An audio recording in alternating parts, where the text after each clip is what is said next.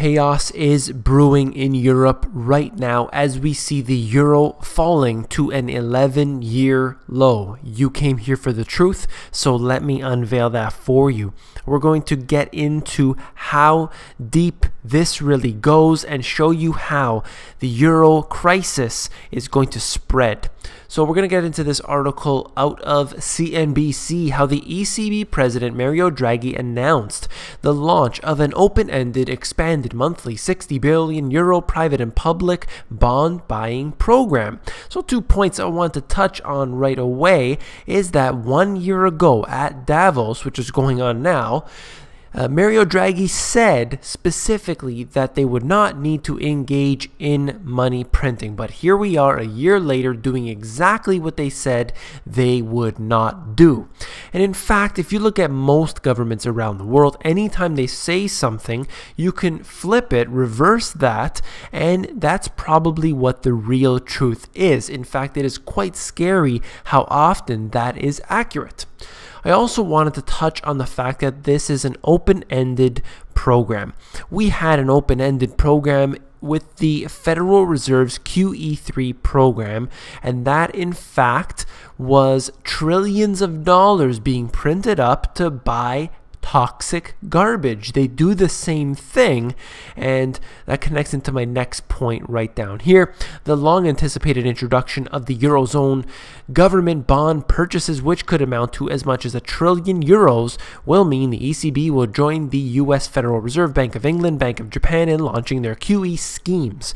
I really like how they use the word scheme because that is very accurate. So I wanted to note the fact that this is a global issue that is going on, country after country printing up currency out of thin air in order to buy these government bonds. Now, what exactly is happening here? You have a country, for example, Greece, where they have maximum amount of debt simply because of the credit default swaps and other schemes that the bankers have put them on, and they come up with all of this debt at the end of the day. So instead of figuring out a way to stop running into this problem, they decide that they want to print up currency and funnel it towards buying up this debt. And what's going to happen with it, that's another question. Well, they tend to use things like the ESM and all of the other institutions or organizations or funds that they set up and essentially just shuffle the debt around.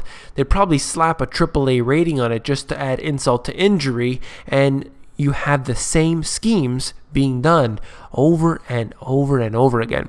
I also wanted to note here that this is going to last until 2016 at the very least. So again, we can assume that everything that's going on today is just going to continue on for much longer. We're going to see people and poverty increasing right now. So this is also what I wanted to connect in with this, that he achieved a spectacular triumph, Mario Draghi. His headline offering, the quantitative easing, comes in the face of scorched earth resistance from the German Bundesbank and the EMU creditor core.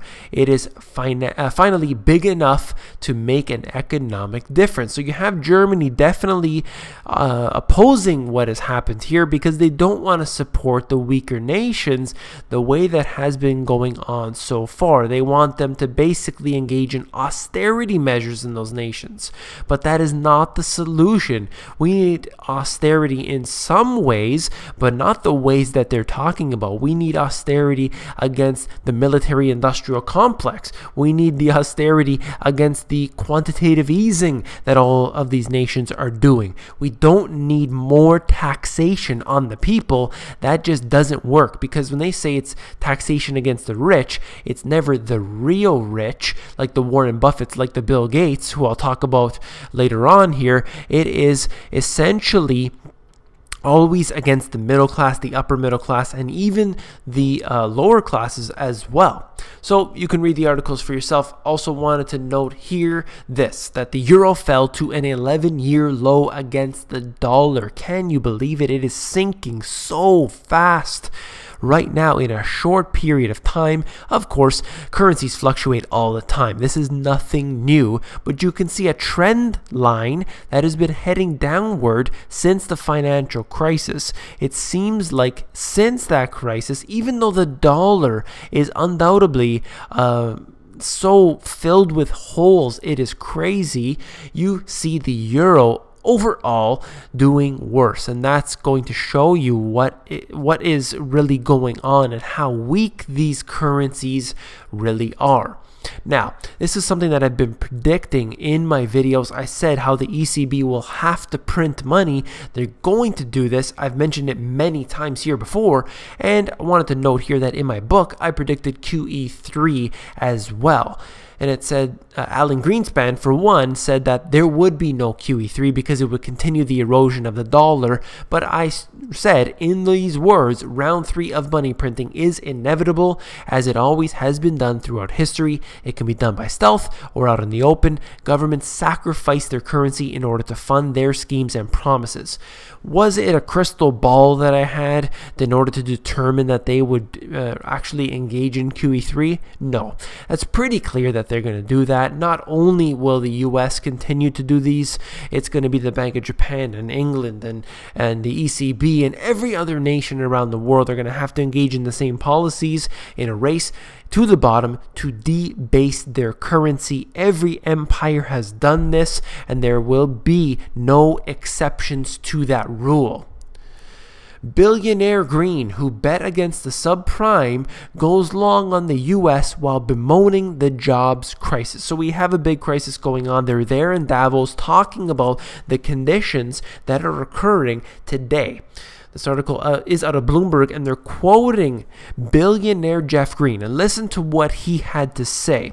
America's lifestyle expectations are far too high and need to be adjusted so that we have less things and a smaller, better existence. This is a person who has all the mansions and everything that these super rich have, these billionaires. At the same time, they're telling you that you have too much and you better get used to giving it up.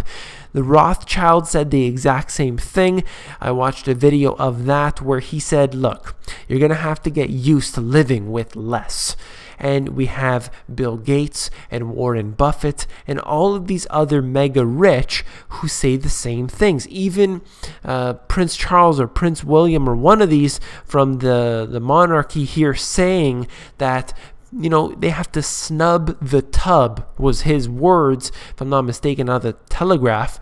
And basically he said that, you know, Britain's, you know, they can't really use their baths, they can't take hot showers because we need to conserve. Meanwhile, they own hundreds of palaces. If I'm not mistaken, this guy has 122 staff members working just for him. And you could look that up for yourself to see those stats. I've actually shown it. I've done a video about that before.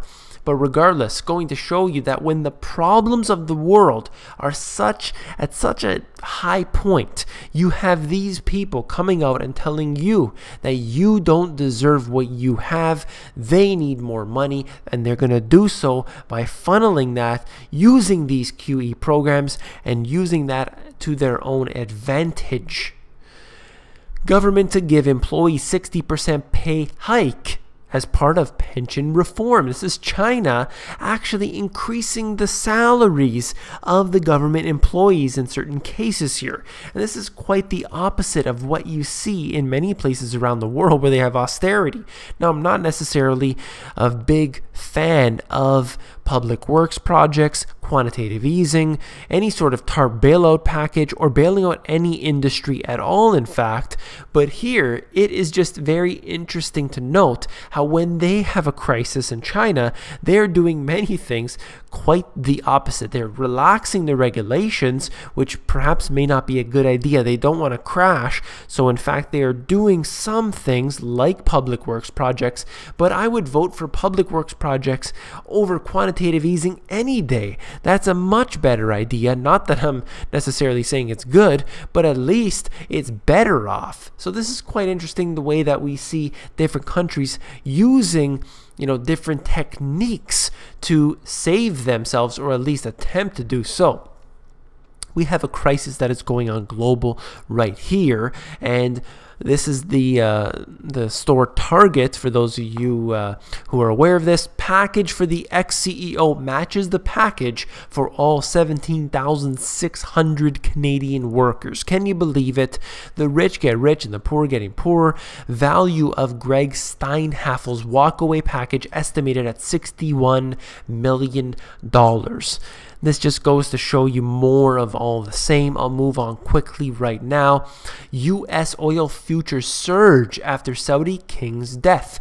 I'm sure you've heard of this by now. This article is out of the Business Insider, bringing you the information from the AFP. And essentially, it's quite interesting now that we have the Saudis in a very critical time for them, and the Saudi king has died. I'm not necessarily suggesting a conspiracy of any sort. We don't have that sort of information. It is just very coincidental at this time, and it will be very interesting to see over this, this near term, what happens to the price of oil, because that is a very big factor on the global economy and could make a big difference depending on the way that it swings.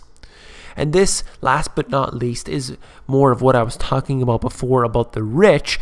Bill Gates suggesting right here that we should move towards a cashless society, and that is going to help the poor. That is his suggestion. But of course, it is always being used against us. We have what he says here, a solution that we can provide so that they can use their cell phones to pay for everything. And this is the exact opposite of what needs to happen right now. We do not need more money invested in developing nations to have people paying with their cell phone when we need to give them the basic essentials like sanitation.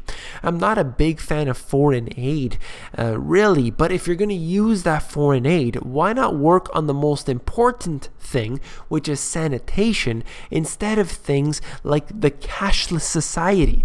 This just goes to show you how way off they are, and this is only to fund themselves, and they do not want developing nations to come up. They don't want them to become developed nations. This is just one very good example of that. If you found this video informative, please give me a thumbs up, and don't forget to become an insider. The Insiders is where I give out all my best intel for free. That is available at themoneygps.com. Just scroll down to the bottom, fill in your email address, and you get occasional emails from me with good, short, concise info.